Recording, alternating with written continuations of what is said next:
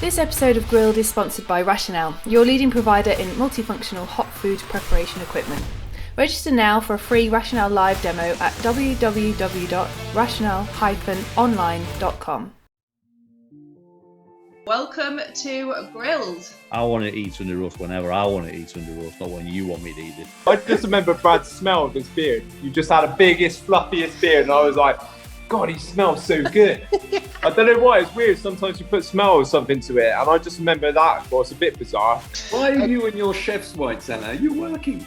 I'm cooking burgers. Oh, burgers! I hope they're not McDonald's. And I just lash it all over the hot toast as it melts and quickly munch it up, crunchy, crunchy, munchy. Dying to get like a piece of your culinary penis in or around their mouth. Welcome to Grilled, a podcast by the Staff Canteen. I'm Cara, editor of the Staff Canteen, and this is my first episode with my co-host, Stephen Edwards from Etch in Brighton. He's also a former Masterchef to Professionals winner, and as we are entering the season when Masterchef will be back on our screens, the next 6 episodes will feature previous Masterchef contestants and judges. If you do have any questions for Stephen and his guests, please do send them to me either via Insta or Twitter, and I will ask as many as I can. I've also brought back the Wheel of Truth, so we will get onto that in a little bit. But first of all, Stephen Edwards, welcome to Grilled. No, thank you. It's great to be here. Are you excited? You are, aren't you? I am. Yeah, I can't believe MasterChef is coming back on our screens so soon. This year's just like completely flown by. Yeah, it has, hasn't it? It has. Why on earth did you agree to do this podcast with me? Yeah, good question. I mean, I love working with the Staff Canteen, and to be honest, when you said would I like to do a podcast, it's something that I've wanted to do more of. I think talking about my experience and other contestants and winners' experiences, it's almost like giving a glimpse behind the scenes of what goes on at MasterChef, because it's not all that people see on television, basically. Oh, that sounds exciting. The juicy bits. Yeah, I think. Yeah, I mean, it caught me by surprise because I saw it more as a competition, but actually it's like 50-50, like TV series or like reality TV, and a competition. So there's a lot of work. Even though you're cooking for an hour, it's actually like 9-hour days that you're there with the production crew. Sitting in the green room or doing the walks around the corner, that people don't realise like how many takes you have to do with that. Well, we'll go into that more. So please introduce our guest today and why you wanted them on the podcast. So my first guest is Stu Deeley, 2019 MasterChef winner. The reason I wanted Stu on here, I mean, I've been trying to get him as a guest chef down at Etch. Number one. 2, I have a lot of admiration for him as a fellow winner. And it'd just be great to see or to hear his experience from the show. How it evolved. I won in 2013. That was ages ago. But I just wanted to find out more about any changes that have happened in the show, really, in those 5-6 years. Brilliant. Stu, welcome to Grilled. Good afternoon. Thank you very much. Well, I'm looking forward to this. I think before we go into anything else, how do you two know each other aside from MasterChef, or is that how your relationship is kind of formed? Well, we've never met in person, but I've known of Stephen for a long time. Back when, is it Camilla? Was a restaurant called Camilla? Yeah. At Solihull. So I mean, I kind of, from the get-go of kind of becoming a chef, I always kind of followed Staff Canteen, little bit of, blowing the smoke around here, but followed Staff Canteen from day one. So, there was always seeing these chefs kind of appear in different articles and stuff. And then obviously since MasterChef, I think we've chatted a little bit on social media. Yeah, I find that a lot with the guests that I have for the podcast is that they know each other through kind of social as opposed to actually meeting in person. So yeah, I feel like Grilled podcast is bringing everyone together. Having conversations you would never normally have. Shall we start doing the old Wheel of Truth? Oh, I think, let's get it out of the way. Yeah. There's no easy start, is there? Don't make it sound so painful. I've been trying to read what you've got on there, but it's impossible. Is that your handwriting? It's not great, is it? I do it on purpose so that you can't actually read them. Right, who wants to go first? Go on, I'll go first. Yeah, I was going to nominate Stu anyway. Brilliant. Okay, well, we're in agreement. Right, Stu. Okay, when was the last time that you cried? Marley and Me, the film. I would like to say I was about 7, but I think I was about 17. Okay, Stephen, I feel like you might have cried over the past few weeks with the Etch's refurbishment. Yeah, I feel like I should have cried, but even my missus complains that I don't cry, and I don't know why that is. It's probably since I was back at middle school or something that I probably last cried. It's a rubbish answer. I should really say like Marley and Me as well. Or The Notebook. The Notebook gets me close, to be honest. Does it? Yeah. I mean, the fact that you said that you don't cry and your wife thinks it's an issue, I thought we were heading into a bit of a therapy session. What, is that not what this is? Like, to be honest, I think she just wants to see more emotion from me, maybe. I don't know, like she's giving me 3 kids, we've been married, she's like, when are you actually going to be emotional? But to be honest, I just stay like calm. I don't know whether that's the same with Stu. Like, whatever situation's thrown at me, I always like think. I don't, I try and stay cool, calm, and collected. Not even. I don't know. Maybe I do need therapy. Yeah, I like to think that I explain my personality as emotionless. That's one of the descriptives.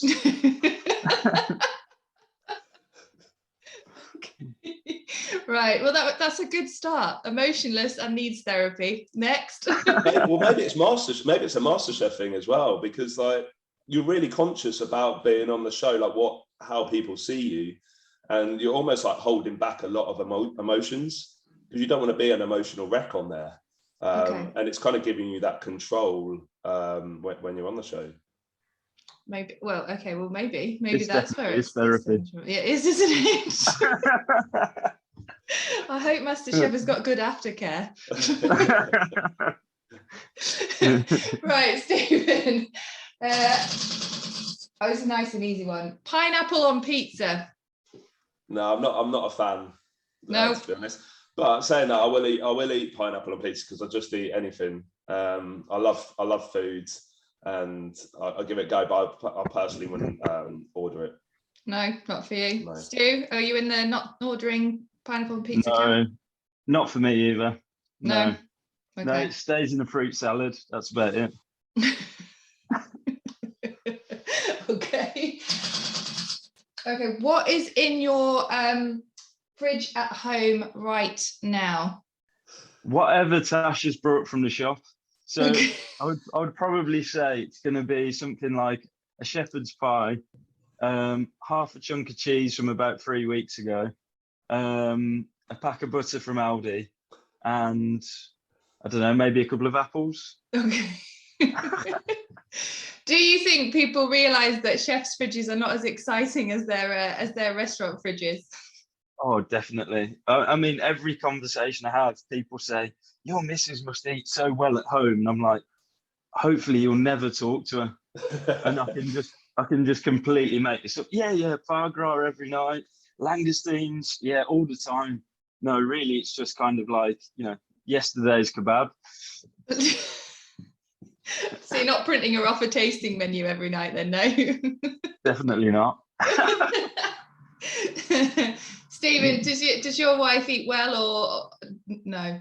Yeah, well, not for my cooking. It'd be for my own. Yeah, it's like the food at home is generally what everyone else eats. We've got things like shepherd's pie, pizza, like toad in the hole. Like that's our kind of like weekly meal plan. It's not as exciting as people think. But also having kids, you've got to have that sort of like organisation and. The fridge is just full of like little frubes or packed lunch stuff, to be honest. Yeah. Like Dairy Dunkers and stuff like that. I was gonna say we say that's for the kids, but realistically, as an adult, there's nothing better than opening the fridge and seeing all that in there, is there? Yeah. Okay. Right. Okay, something that you resent paying for. I hate paying for parking, and I love like contesting parking tickets or parking fines, or like I don't know what it is. If I have to drive into London, something happens. You know, like I'm either caught out by the congestion zone, which I know you can pay for before, or like the last one I had was being in one of those little yellow zones between the traffic lights.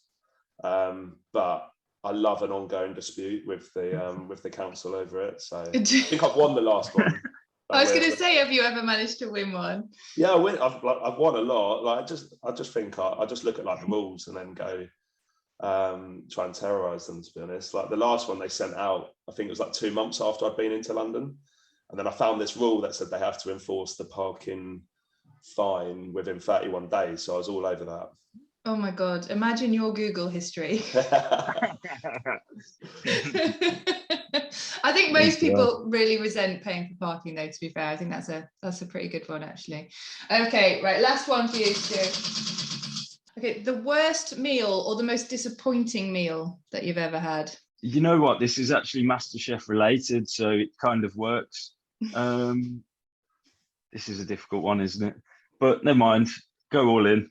So we went to Belcanto on our trip in our year, and it's obviously it's a 2 Michelin star restaurant in Portugal, and yeah, it wasn't for me. That's probably the best way to put it.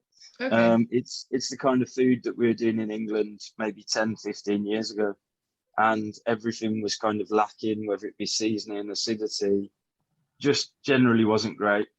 And we kind of had a time where we were filming, so what do you think of Jose's food? And it was like, well, not a lot really. And they're like, well, we can't put that on the camera. And I was like, okay, so yeah, it's all right. No, we can't put it on the camera either. Oh, yeah, well, yeah. Okay, we'll just skip you. We'll do it Jose instead. And I was like, okay, perfect. So was it disappointing more so as well because of expectation? 2 Michelin star, you kind of in your head, yeah. Yeah, totally. Because I mean, you know, you watch kind of previous years, they've gone to like some of the best restaurants in the world. So I was expecting to go in there and be like, oh my God, I'm going to be in so much pressure. And then, you know, we kind of did the dishes, and like one of them was a twist on like a potato foo, and it was like a braised cabbage, but it was boiled the life out of it. And it was like you know, a wet slipper. It was, yeah. Oh God, hopefully he doesn't watch the Staff Canteen. A wet slip. Brilliant. Stephen, what about you? Mine was Marguerite's in San Sebastian. Like, and the reason for it is I actually like preferred like all the little like pincho places that you could go to in San Sebastian. You know, where you have like great tasty food. You're walking around having a beer. And Marguerite's, I mean, there were some really good dishes, but some really bad ones, I thought, as well. And I didn't know whether, again, some of it's like a cultural thing, because say like in England, like I don't think I've had like bad meal at like 3, 2 or 1 star level, because I kind of get the culture or, you know, the produce that's being used. Whereas when I went to Marguerite's, I'm literally like, again, in awe of the restaurant, in awe of what it's achieved. So the expectations were high, but some of the dishes I just felt were a massive letdown. Okay. And I'm almost like blaming myself for that. I don't know whether that's me, you know, like not wanting to eat the edible grass, you know, and it just tasting like grass. Like, I'm just trying to think of some of the other dishes I just didn't, enjoy as much as I think I should have done. Yeah. Although, I mean, as most people will say, food is so subjective, isn't it, right? Yeah. So you might not have liked the edible grass, but Stu might have. Yeah. So. Yeah, that's it. I think it's difficult, isn't it? Because you almost, as a chef, you're so kind of realist that you look at stuff and you go, is it tasty? No, well, that's it then. Yeah. Whereas like sometimes you have to buy into the experience a little bit as well. And that's kind of what they try and get you to do. But I'm totally with you. Like, if it doesn't taste good, I'm not interested. Yeah. Final one then. What is the last photo on your camera roll? Is that for me? No, it's Stephen, I believe, is it? Yeah, Perfect. Stephen, that one. Well, this could be about You look so relieved then, Stu. Oh man, it's like a screenshot of of Arsenal and Liverpool. Arsenal got beaten by Liverpool 3-0 earlier in the year, and I was getting ribbed by I'm a Man United fan. So at halftime we're 4-0 down, and I sent them a screenshot of Arsenal being 3-0 down. I was thinking we're not going to lose by more than 4 goals. I was thinking it might finish 4-2. You weren't expecting a 5-0 sending off whitewash, were you? No, I wasn't. Yesterday was a bad day, to be honest. Just yeah. Not for Liverpool fans. Not for Liverpool fans. No, luckily there's no Liverpool fans in my WhatsApp group. Otherwise it would have been even worse. But the Arsenal, Tottenham, Chelsea fans were all over it. Better look next time. Yeah. Okay, right. Well, thank you for doing those. Let's talk about MasterChef The Professionals. So why did you both want to do MasterChef The Professionals? Was it something that you'd looked at and you'd always wanted to do? Was it more of a, oh, I'll give it a go, or someone said you should try that? Like, how did it come about? Stephen, I'll start with you. So mine was your third one. It was my executive chef Lewis at South Lodge, who was like pushing me to do it.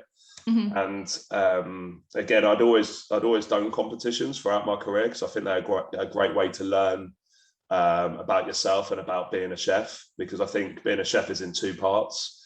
One is like the preparation of food, where you're contributing to an element of a dish, and the other part, when you do a competition, you're doing the whole dish. And that, I think a lot of people at home would be surprised to hear that chefs in kitchens don't cook whole dishes, or it's quite rare for them to cook from start to finish that completed dish. So competitions was something that I always loved doing. MasterChef wasn't something that was on my radar. I didn't grow up saying I wanted to do MasterChef. I loved watching it. And Lewis was just constantly on my case about entering.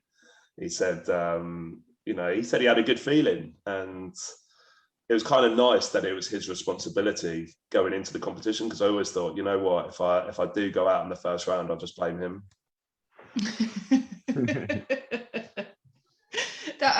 Was that your worst fear, that going out in the first round? Was that the? Yeah. I think. Well, for me, I was a head chef.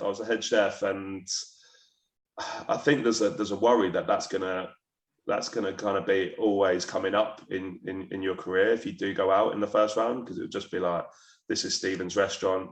He was famous for going out in the first round of the show. I think if you're like chef de partie or sous chef, people understand that you're still on that journey, with your career. So I think there is added pressure being a head chef and entering the competition, but you've got to take that risk, I think. Yeah. And just out of curiosity, I always wanted to know this. Why do they not tell the viewers where you work? They just say that you're a head chef and your name, don't they? They don't put on there the place that you worked. Is there a reason for that? I've no idea, to be honest. I don't know whether it's illegal or they don't want, the good and the bad, isn't it? Because it could be the start of like bad publicity for that restaurant if the contestant can't cook or appear to cook. Because I think it's unfair to judge some of the chefs on there. Even I watch and think, how are they a professional chef? But then I also know that the pressure does things to you. I know that they wouldn't normally act like that in a professional kitchen, for example. And I think maybe it could be something to do with a legal point of view. Maybe. I wondered, because Great British Menu, they obviously put everything about you on there, don't they? So yeah. Okay. Yeah, sorry, Stu. From as far as what I was told, it's from because the BBC aren't allowed to advertise individual places, because obviously it's because of it being like taxpayers' money, or TV license payers' money. Obviously, they can't use the advertisement proceeds from it. Say if a restaurant said, "Put someone forward, we'll give you X amount to mention the restaurant." You know what I mean? So it just stops all that. Okay. Stu, what about you then? What drew you to MasterChef? Like I say, I've always really kind of been interested in being a chef from a very early age. And when I did decide, okay, that's what I'm going to do. So probably about 15, 16, I started watching all these programs, Ready, Steady, Cook, all the kind of generic TV cooking programs. And then MasterChef was one of the things that I would always end up watching. And I didn't really take a serious interest in it until Claire Hutchins' year, where it's Claire Hutchins and a couple of others, where Ash Mayer ended up winning it. And that was the kind of first year I really kind of got interested in it. And then throughout my career, I've kind of seen different people go on it. I've seen different people win it that I know. And I just thought, you know, let's give it a go. Let's see what happens. And a bit like Stephen, like I thought to myself, if I go out in the first round, I'm going to become a plumber anyway. So it's win-win. You know, I'll get restaurants off. So sticking with kind of like going out in the first round and stuff like that, what has it done for your careers? Do you think that wouldn't have happened to you, say you hadn't have done MasterChef, or do you think you still would have gone along a very similar journey? No, I think you need that lucky break sometimes. I think there's a lot of people, well, a few people that have done MasterChef, without mentioning names, that have gone on to build, you know, kind of big empires of restaurants. And it's not a fluke. It is that you get exposure to 5 or 6 million people, and you only need one with lots of money to back you and to kind of take you on the journey that you want to go on. Yeah, I completely agree with that. I think just being on the show, to be honest, as long as you do well and you cook with your heart, like, you don't necessarily have to win to get that exposure or that publicity. And I think, you know, from my point of view, like, social media wasn't as big as it is now in 2013, and it was kind of just on that cusp. And I'm kind of glad that it was happening, because it gives you a lot of exposure. It connects you to the right people. I think we said earlier about just Instagram and how chefs talk over there and have respect for each other. It's the same now. Like, all it takes is one person to watch the show and then believe in you, and then that can completely change your career moving forward. I mean, for me, I've always been on the belief that I wouldn't have my own restaurant if it hadn't been for MasterChef, and I still stick by that.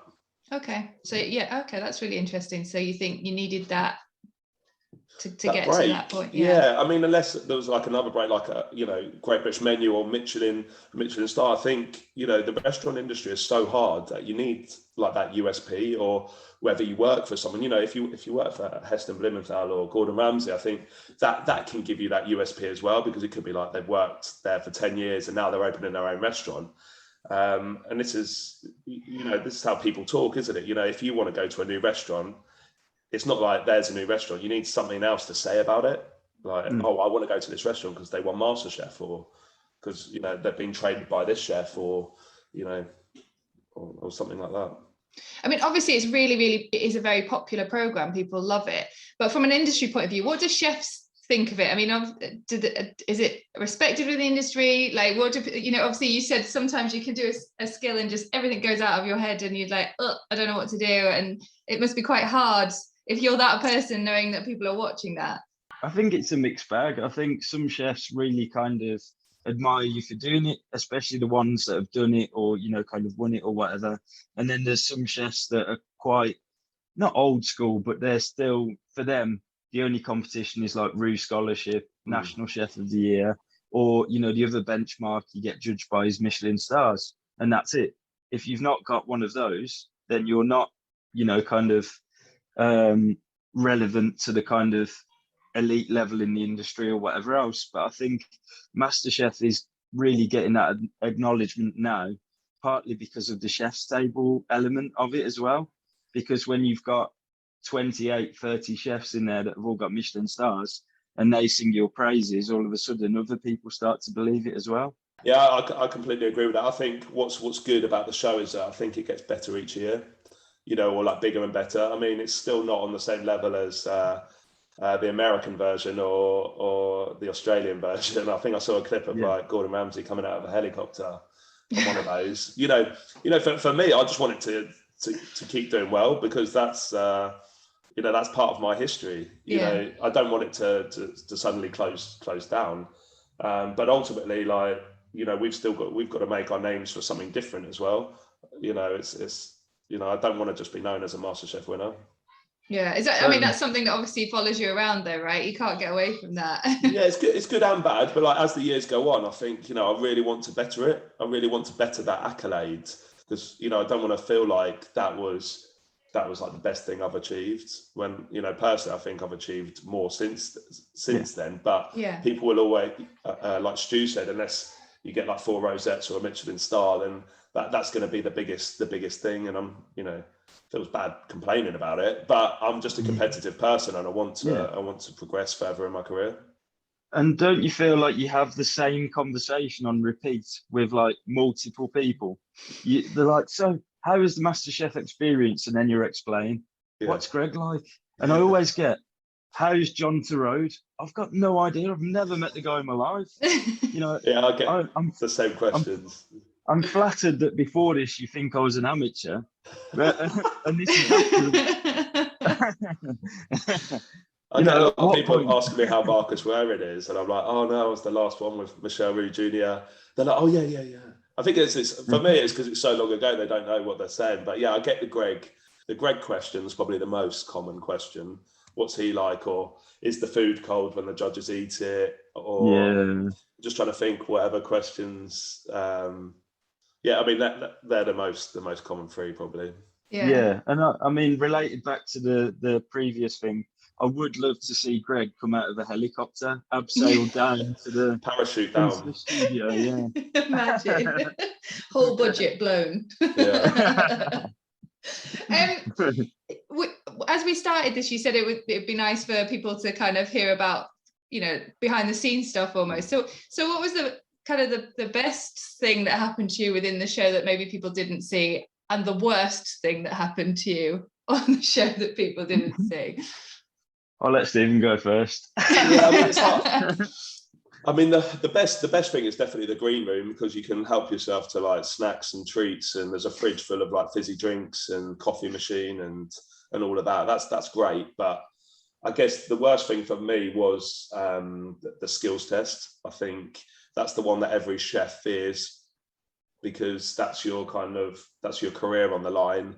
You've also got the pressure on that test in particular, because you've got 3 chefs or 2 chefs watching your every move for the next like 12-15 minutes.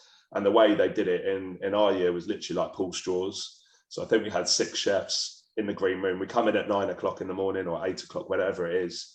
We pull straws to see who goes first and last. And, you know, I think everyone wanted that first straw, because you just didn't want to be sat there until 4 o'clock in the afternoon waiting for your turn, like thinking over in your head, what could it be? What could go wrong? And you know, looking around at the other chefs as well, we all look the same, like really sheepish, really nervous. And it's, that for me, I'll always remember that aspect of it. In terms of the skills test, as you're talking about it, do you do it as it's shown on telly? Is it it's one done in one go, or do you get stopped through that to do stuff again or anything like that? Because obviously, you know, we just see it post-production. So I was going to say it is exactly how you see it. There's no, They might cut certain things out because they don't show the full 15 minutes, but I mean, I wish you got a restart, or it would just be nice to see how Monica or Michelle did this first, because the interesting thing is, like from a viewer of the show, is that you watch the chef prepare the dish, and then you see the chef come in. So there's always going to be a lot of complaints, almost like how the chef didn't recreate that dish, but we're going in completely blind. It's only literally like how Monica described it to me. That's all I could take from the instruction. So for my one, I feel I got lucky, because it was to prepare like a whole Dover sole and serve it with a brown butter, caper and chive sauce. So that was right on my street. I still managed to mess it up in the fact that I served the whole fish rather than a portion. But at that time I was thinking, like, do I want to just take one, you know, like cut the whole fish in half? And I went with my guts, and I still got it wrong. So Stu, what was your best kind of things that happened to you that people won't know, and then the worst that is maybe not shown? Yeah, I think, again, like the worst for me has to be the skills test, because you there's no coming back from that one. Like if you mess that up, that's first impressions. So I mean, obviously anybody that watched it knows that I absolutely smashed it. Like, no, I didn't, not all. You know, so Yeah, I feel like I should probably flash up a disclaimer notice at this point, like not to get sued by the BBC or Belcanto. I'm running a list here. But yeah, you sat in a porter cabin and you kept in like a dimly lit porter cabin. Now they said the lights were broken. That's definitely a battle tactic. And you kind of kept in there until it's your kind of time. Again, I think it must be the same sticks because we drew sticks as well, so it must be the same ones. I know there's been budget cuts, so it makes sense. So yeah, I picked number 5. So I ended up doing the dessert. So it was got in there, and on the telly, obviously, there's just the contestant, there's the judges, and they're miles away. So I thought, I'm not going to be too close to them. I'm not too worried. Blah blah blah. You get in there, and you're literally on their lap, and I thought, oh my god, this is terrifying. I can smell Marcus Waring's aftershave. Like it was that kind of intense. And then I remember Monica just turning to me and talking to me, and I couldn't even lift my head up. All I could think about was I couldn't tie my apron. Like I couldn't figure out how to tie my apron. I was that kind of nervous. And then I remember her saying, "So you're going to make a crepe souffle?" And then I was like, "Oh God, a crepe souffle? What the hell was that?" Like everything just went out of my head. And then she said, "Have you made a crepe before?" I was like, "Yeah." "Have you made a souffle before?" "Yeah." Just put them together. And then obviously in my head, I've got all these ideas of like flying a crepe over a souffle, like all sorts. I'm thinking like this is going to be an absolute car crash. So I've just kind of basically made a giant Cornish pasty and stuffed the souffle mix inside it, and served that. And then they were kind of like, "Well, it's no one's done this before." And I was thinking that could be a good thing. And then they were like, "Yeah," and it's a little bit deflated. I was thinking, "Well, that's not good." And then they're like, "Yeah." And then she started like talking to me off camera, and I thought, "Oh my god, I'm going out." Started panicking. But it was an experience. We'll put it that way. So it. I've just got a picture of a Cornish pasty in my mind now. Is it on your menu, Stu? Oh yeah, totally. That's the signature serve now. I go out and I do it at the table. Do a little flambe at the table with a Cornish pasty. That's amazing.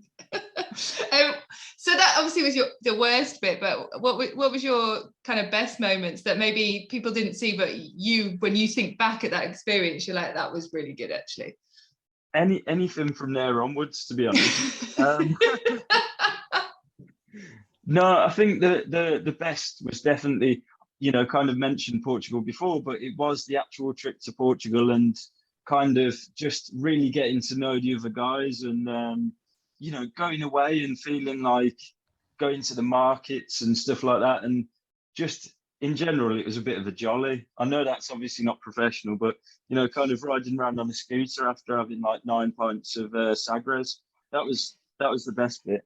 But from a professional point of view, probably cooking for the chef's table. It's got to be, because all of a sudden you're looking around the room and there's not one person you don't recognize, and all these people you followed since day one, and you're cooking for them and they're giving you great feedback. That was something that I'll probably never forget. Yeah. Stephen, you already mentioned that obviously you had Michelle Roux judging you, not Marcus. Are you glad that you had him? That he was, because like you said, his last year was yours, right? Yeah. Yeah, obviously I wouldn't change that for the world. No, I wouldn't take the risk in getting Marcus in to rejudge my year. But I have great respect for both chefs, and it was actually quite sad when Michelle Roux said he was leaving, and I kind of thought, wow, that was a huge thing, I think, at the time. And I have to give credit to Marcus because I think he's done a fantastic job, having watched it since. I was thinking that he was going to be the fiery, angry Marcus that we've seen on Masterchef before he took the job. But actually, I think what you want from that head judge is someone that's really like nurturing, someone that gives you good feedback, but that doesn't rip you to pieces. That someone that that can take you on that journey. Yeah, obviously Michelle Roux, I'm assuming someone that you really admired and looked up to before you went on to the program. So yeah. How was that, getting to spend that time with him and working, with him judging you and stuff? what I loved about Michel Roux was that he is generally one of the nicest guys. He's exactly the same as he is on telly, as he is in real life. And yeah, to have that sort of, I see him as a mentor, you know, even now, like if I do something good, he sends me a message on social media and says, you know, well done. And, you know, I think you said about aftercare from the show, it's generally like Monica and Michel Roux are there to kind of, they feel like they're always there with me, like moving forwards, which is a really nice touch. Yeah. Stu, would you change your judging lineup? No, definitely not. Just in case you're listening. No, I think, you know, for me, Marcus is a real icon, obviously Monica as well. But Marcus more so because afterwards I went and cooked at the Barclay with Marcus, and we did a dinner there. And to be honest, it was just surprising that they'd let me in. Obviously, with the dodgy Brummie accent and the clothing choices that I tend to wear, I was surprised that I even got past security. And yeah, it was just amazing to go and cook with him and, you know, talk a little bit about obviously his career, because everyone aspires to be like these people. They're icons of the industry. So that was crazy. And then even still, when I get a text and it comes up like Marcus wearing, I'm thinking like, oh my God, that's, you know, it's a bit surreal. It's definitely a bit of a man crush, a little bit. Love that. So now obviously you've been on the telly and you're like famous and stuff. Do people recognize you, and is that weird when that happens? I think initially, yeah, it was super weird, because the day after winning it, I literally, because I was working in the jewelry quarter at the Wilderness, and I was walking literally 200 yards from the restaurant to Tesco Express, and 3 people stopped me to talk about MasterChef, and I was like, this is, you know, a little bit surreal. And then it happened again and again and again, to the point where like I'd go to IKEA and it'd happen. I'd just be in these random places, never anywhere food related, but always somewhere completely random.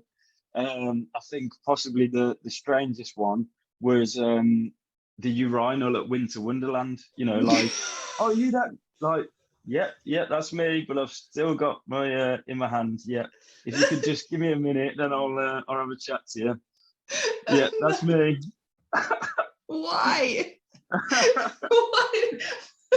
Because that's what people do, isn't it? You know, you see someone that you recognise from the telly and they're like, oh, I've got to speak to him straight away before he disappears. Well, I'm not going anywhere, at least for the next 5 seconds.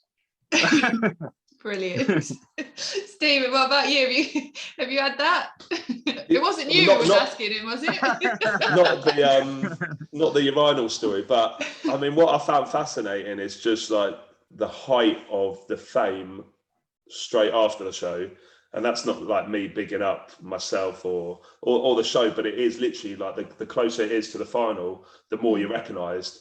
What I found interesting is like the next 3 or 4 years after that, because you literally go from that, and then it quickly drops down where people kind of semi-recognise you, and they don't know where in their head. So I had the funniest story I had was it was probably 3 years after the show. I just filled up the car at the co-op, and there's a little old lady who behind the till, and she's like, I recognise you. And I was like, oh, you know, I hadn't had that in ages. And I was like, oh, that's really sweet. And she's like, you work at the other co-op, don't you? And I was like, I was just like, yeah, I work at the other one. She's like, good to see you. I was like, but you know, that is like that people recognise you, but they don't know where from, and that's really awkward.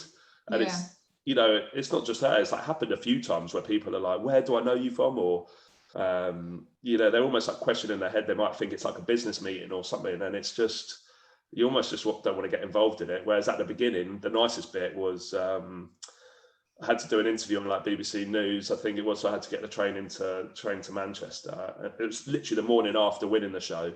I got on the train at Horsham, and the whole carriage like applauded me. And I'll never forget that. You know, like 8 o'clock in the morning, like a full carriage, and everyone was just like, yes, like cheering me. And you know, did you walk on with your trophy? Is that why? No, like it was literally like, you know, it was just a lovely thing to happen. But then that was the height, you know, and then it fizzles out very, very quickly. And that's what's weird about it being a TV show, a reality series, because, you know, when you look at it as a chef, you're looking at it as a competition.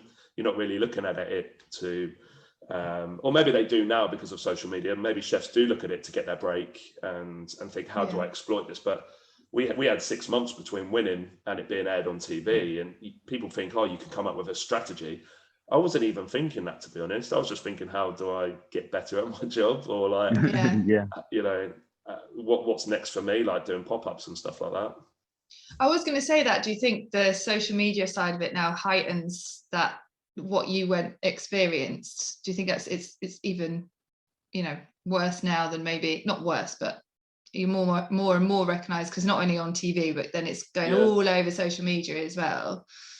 I think it's a great chance for people's personalities to get shown. I think if you look at, like, especially like Stu, you know, from Stu's, like even from like 2017 onwards, chefs are going on now and they're really, you know, they're not doing like the classic sort of like French combinations that Masterchef was known for. They're really like putting their heart on the plate and getting known for doing the food that they love doing. And I see that as a good thing. I think the more diverse the food is on the show, the better, because food isn't just about French cooking. It's about, you know, worldwide ingredients and bringing them together. And as the chef, like showing their personality, I think is really important. Yeah, I think it's amazing. If you look at last year, so Santosh, that was on last year, you know, all of a sudden you watch, and you can only really judge it on social media and kind of followers and stuff like that, because that gives you an idea of how popular someone is when it is on air. And, you know, all of a sudden I watched it grow from like 1,000 to almost like 70,000, but yet he didn't win it. But the thing is, people really buy into your personality, not just your cooking. Obviously, you know, from a chefy point of view, you look at that, look at a dish that's put up and you go, looks like a car crash, that's not going to work. Marcus is going to say that's bland, that's overcooked, you know, and you're almost like waiting for those comments. Whereas I think the general public just buy into people's charisma and kind of personality. Obviously, it is going to be starting again very, very soon when this podcast goes out. So we've talked about skills tests already, but what would be one that you would set if it was up to you to set a skills test? What would really do you think would really like baffle people and be like, oh God, like you said, you completely forgot what you were doing? So, and like the simplest things just go out of your mind. What would be the thing that you think, right, I'm gonna throw that in there and see what happens? I'd go with something super simple that everyone thinks they can do, but not many people do it that well. Okay. Fry an egg. Right. Literally fry an egg. You've literally stolen I was literally going to say like the egg test. Like a frying poached and scrambled egg. You can tell a lot from a chef from the way they cook eggs. Like, really? So much. Or like something like chopping chives. Like the amount of times I see chefs and like just watching them chop chives is like, it infuriates me if they do it wrong, because there is a process to it. And the same with the eggs. There's like no room for error, really. So what would you be looking for in your perfectly fried egg, Stu? Not too crispy, but not too gooey or, you know, kind of uncooked white on top. And it needs to be perfectly runny all the way through. Okay. A little bit of seasoning. with correctly chopped chives on top, yeah? Exactly. And a nice bit of sourdough. And then I'd have it for my breakfast. Oh, I really hope that there's an egg test now after we've had this conversation. Away from MasterChef a little bit, Stephen, I just wanted to talk to you about Etch. Obviously, anyone that follows you on social media and stuff will have seen that you've transformed Etch, and it does look absolutely amazing. You should be really, really pleased. Obviously, one, that the builders are out, and two, that you can get back in and start cooking. How has that been, and what was the reason behind you wanting to do that? The whole process has been like really difficult, to be honest. Probably the hardest thing I've done, harder than MasterChef and harder than opening Etch the first time round, because I mean, when basically what started it is next door. So the next door property came available at the beginning of the year. And it's been a challenging, you know, last couple of years for us as a business. And I just thought this would be perfect if we could get it, raise some capital and expand Etch, because I still feel quite young and energetic, and I feel like now's the time to invest in myself and the business. But after that, I just didn't realise like how much work, and you think, oh, it's just knocking through, but we've got like quite an old 5-story building. We don't own or rent the 5 stories, and it's 2 different owners for each side. So there's a lot of legal stuff that has to go through. There's a lot of like building control just to sign off like the 2 holes we put in the walls, because we didn't just want it to be a doorway between the 2 buildings. We wanted it to feel like it'd always been one space.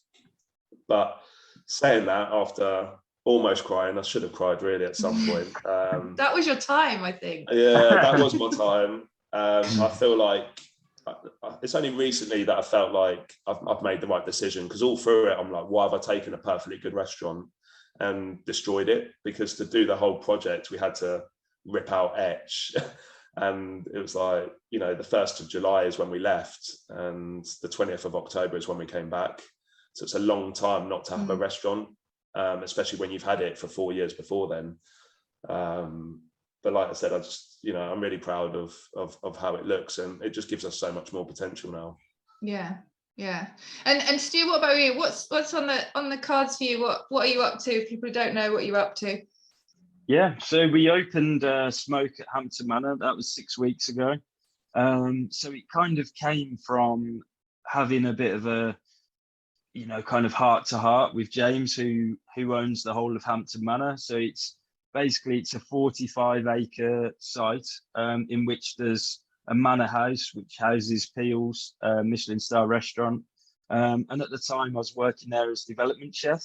Because pre-COVID, I'd planned to open a restaurant. Obviously, COVID hit, and it was a bit like trying to find investment during COVID is a no-go. So it left me a little bit in the lurch in terms of a job. So James reached out to me at that time and said, do you know anyone that's looking for a sous chef position? And I said, I can kind of help fill the gap for a little bit over at Peel's, just whilst you're looking for someone. And he said, what about coming over as development chef? Which I did. But I think even though I was kind of hands-on and I was in the kitchen exactly the same as all the other guys, so really it was like, it wasn't a proper development chef role, but it was having a hand in the development process with the younger guys. It still didn't have that fulfillment of running a restaurant, or, kind of, because for 3 years previous to COVID, I was at the Wilderness as head chef, and it didn't have that same level of fulfillment. So I had a heart-to-heart with James about that, and he said, well, we've got Smoke just literally down the road inside the grounds. That's an old stables. It used to be an old furnace. Let's look at what we'd need to spend to turn that into a restaurant. And, I'm happy to kind of back you to do it. And I said, okay, well, came back to him the next day, in which he was quite shocked with a business plan, and said, like, listen, I've been up till 3 a.m. This is the business plan. I think we can make it work. And he was like, okay, well, let's do it. So obviously, sensibly, we put the bookings live, and then we started looking for staff. So in which we found quite, we've got a good team, and we managed to get everyone in time for opening. And we opened the first week of September, and we're fortunate enough to say that we've not got a table now until 2022. So it's been a bit of a mega journey, but it's not a continuation of Masterchef. I don't want people to look at it as, kind of, I've almost like allowed COVID to be chance for me to reinvent my style a little bit. Okay. And also with Smoke, we're in quite an affluent neighborhood. We're in a place where people want to come, and they want somewhere they can eat twice a month, and they can spend, 70-80 pound on a meal, and then whatever on top for wine. So it was thinking of a way to do that would kind of do it best justice. And our kitchen is like someone's bedroom. So we literally, I could tell you every birthmark that every lad in that kitchen has. That's how close we are.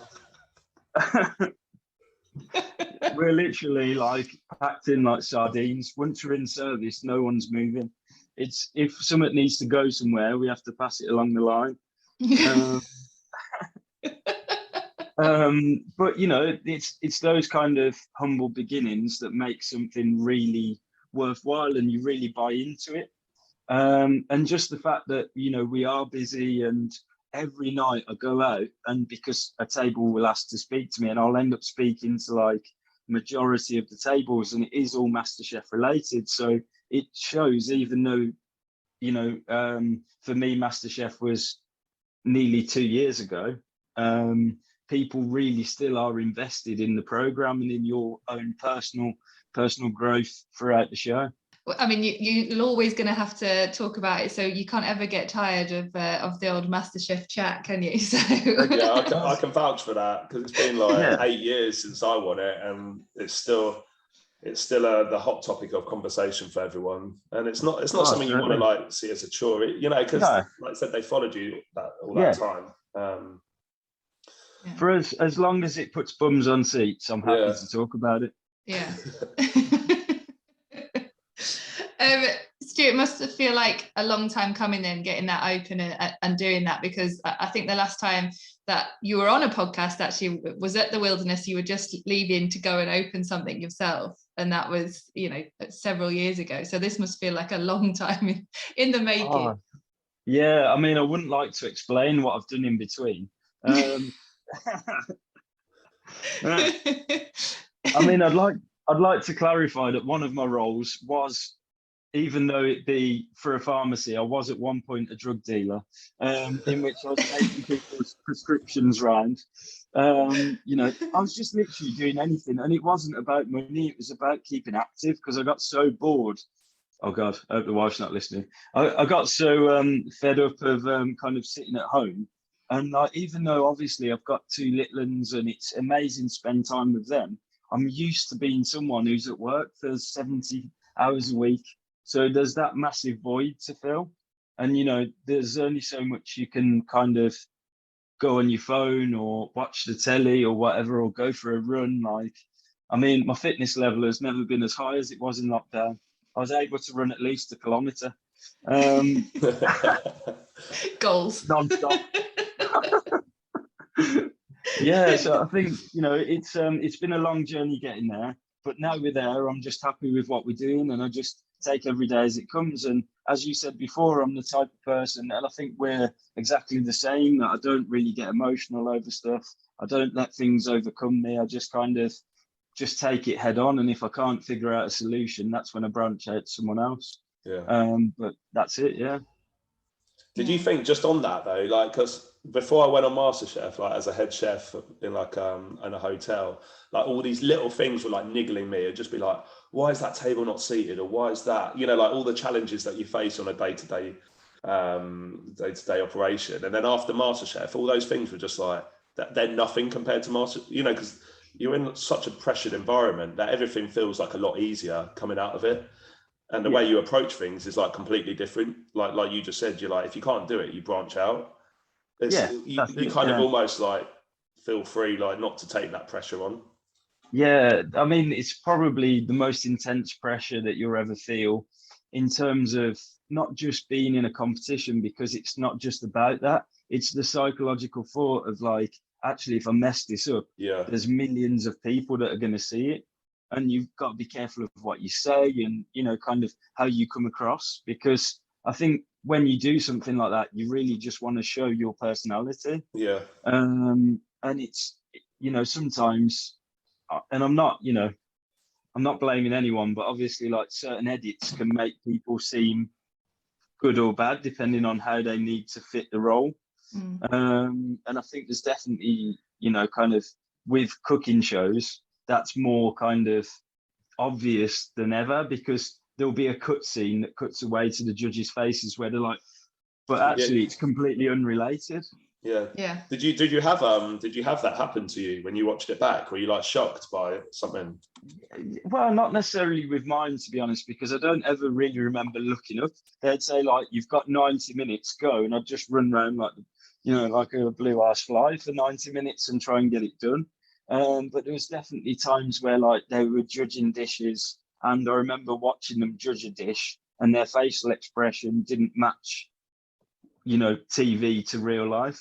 But again, that's the art of TV, isn't it? Create a bit of jeopardy. No, I completely agree. I think that's what the editors have got at the end of the series, to piece together. They're looking for lots of different reactions. And for me, I had it happen to me in one of the rounds where I thought, my memory of it was I got through. I wasn't the clear winner of that round, but I got through. And then when I watched it back, I actually thought I was going to go out.